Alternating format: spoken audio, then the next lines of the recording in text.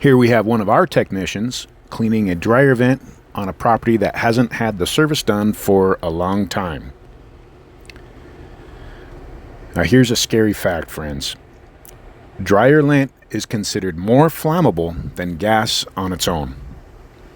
Lint readily ignites at much lower temperatures.